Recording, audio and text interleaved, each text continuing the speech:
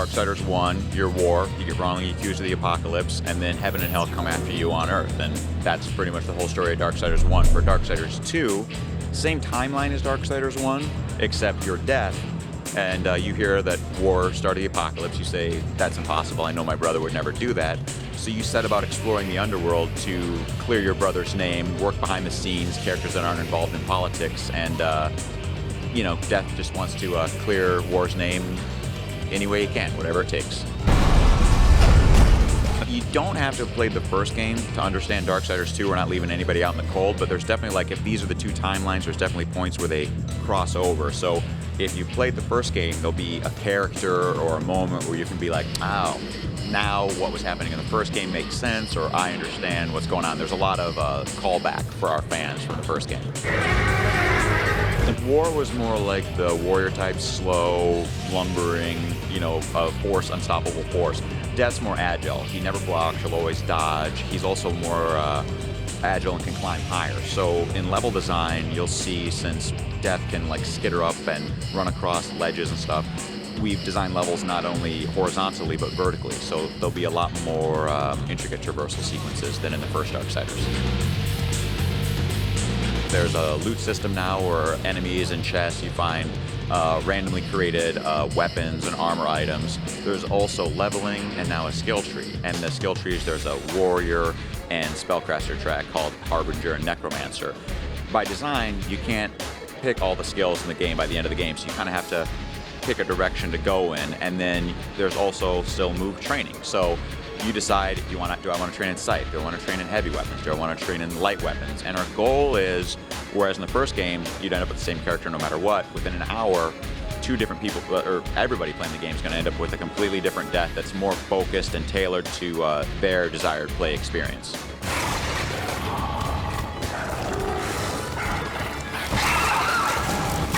Since the first game took place and it was on Earth and then the apocalypse, we had to create an Earth and everybody knows what Earth looks like, and so it kind of grounds you in reality. For this game, it's all in the underworld, and so our art team really got to cut loose and create these really like grand vistas and crazy creatures. You know, it was just like, hey, is it cool if we have a guy living on a ship that gets pulled through the sky on two giant serpents? Yeah, that's fine, because you don't need to have this bound on Earth logic. So for the scale of the game, you know, we didn't have to spend any time working on engine and these other details that come with making your first game. We got to just focus on crafting a full game in itself. So in addition to all the features, we got to create a lot more landmass. So consider there's 4 worlds in Darksiders.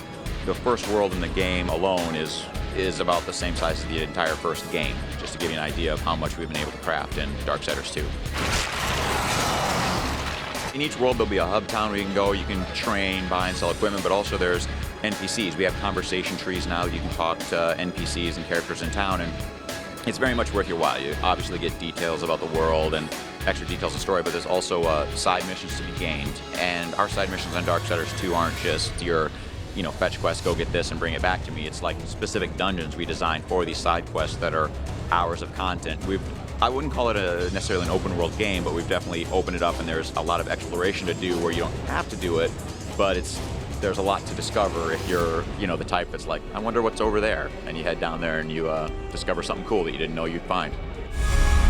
I have an offer in mind. Just like the first game, every dungeon has an item or a theme to it that it's centered around, except obviously we have a lot larger game where we've been able to create a lot new items and different catches to dungeon.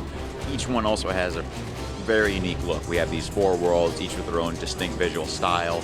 And again, because of the traversal element where we can make dungeons taller, it's very much in that sense like the adventure game. Kind of like it's action-adventure, and people still use that term, but we're very much bringing the adventure back in the action-adventure game, where you'll walk into a place and, you know, you'll see someone on a ledge and you're like, man, how do I get that item, or how do I get up there? And then we give you that right away, and then it becomes a matter of you figuring out on your own how to traverse and how to get up to that level. So you know, we feel like a lot of games now kind of feed players, like here.